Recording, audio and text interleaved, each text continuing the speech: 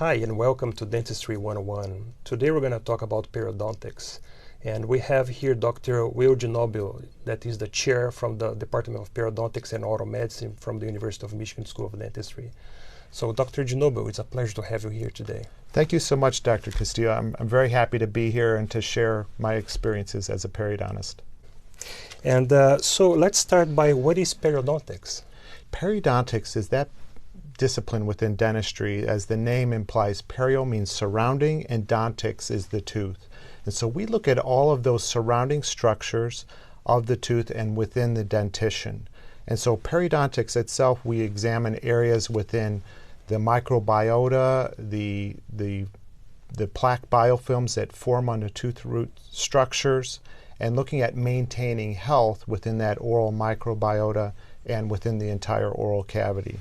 So we oftentimes within the field we look at the treatment of diseases of the surrounding structures. So the most common disease is called periodontal disease, which is a chronic infection caused by these bacteria that eventually leads to destruction of those surrounding tissues around the tooth. And so as periodontists, we are oftentimes looking at ways that we can help maintain that health within the oral cavity. Okay. And what is the periodontist and what is his role in terms of the procedures and treatments?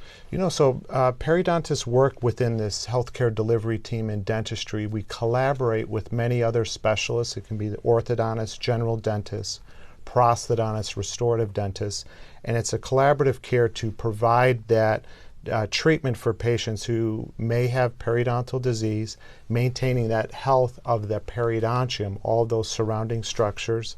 And so we look at ways to treat infections within the oral cavity, and so oftentimes we are delivering care such as deep cleanings in collaboration with our dental hygiene colleagues, and then looking at ways to treat the more advanced forms of the disease, where oftentimes surgical treatment is needed to reconstruct and rebuild.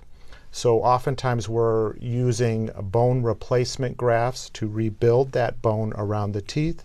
Sometimes we even do soft tissue grafts where we might transplant tissue from one part of the mouth to other areas around the mouth surrounding to rebuild soft tissues or gum tissue around the teeth.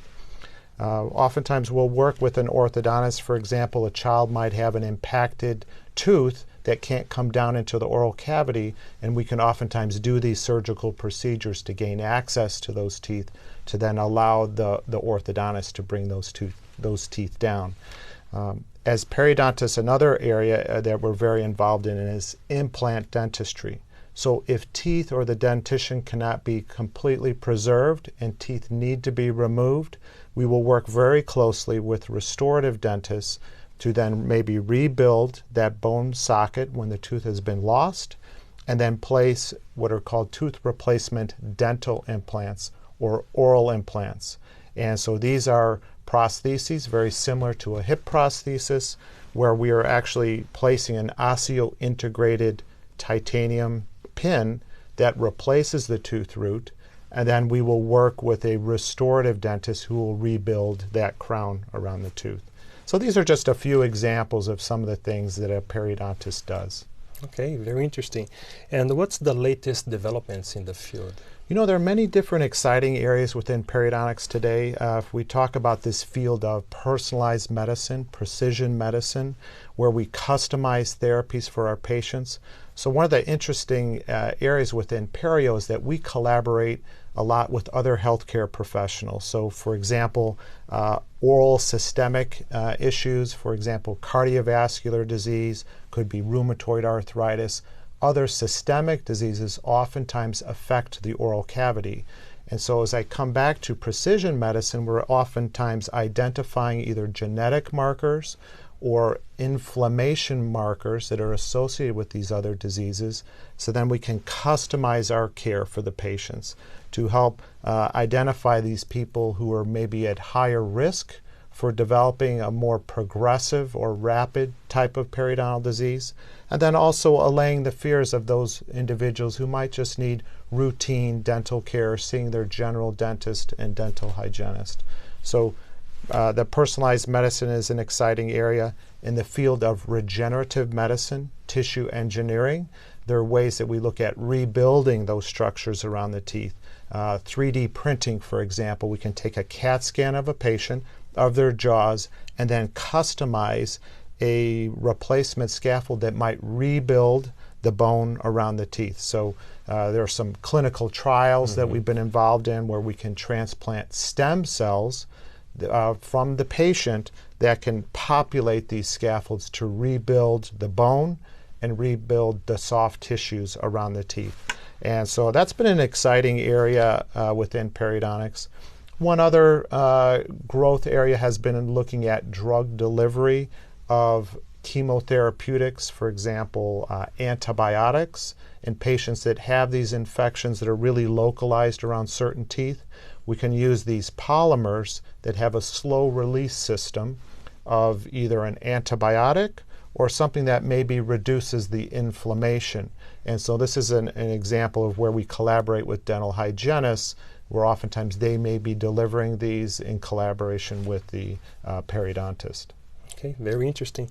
And what's the horizon for the future of field of periodontics? You know, I think that, Dr. Castillo, if we look at the field, and one of our primary goals as periodontists is to preserve the dentition and maintain a state of health.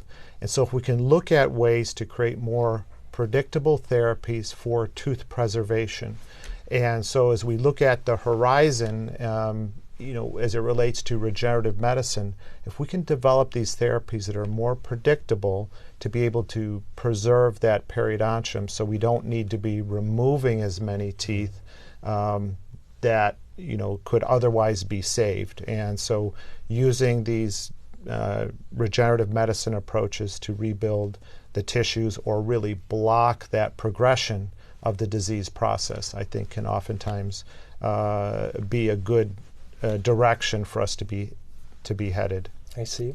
And I know you have a very active research lab. So what are you researching now, and where are you going with your research in terms of improving the periodontal field? Yeah, so we've been involved in 3 key areas. The first one has been looking at diagnostics to identify the disease. And so we've been looking at either genetic markers or some that are found from saliva. So we can do rapid prototype saliva diagnostics, where we might take a small volume of saliva from a patient, and then we can analyze a whole myriad of different biomarkers of the disease process that might be associated with oral health or might be associated with systemic health, and how those two come together.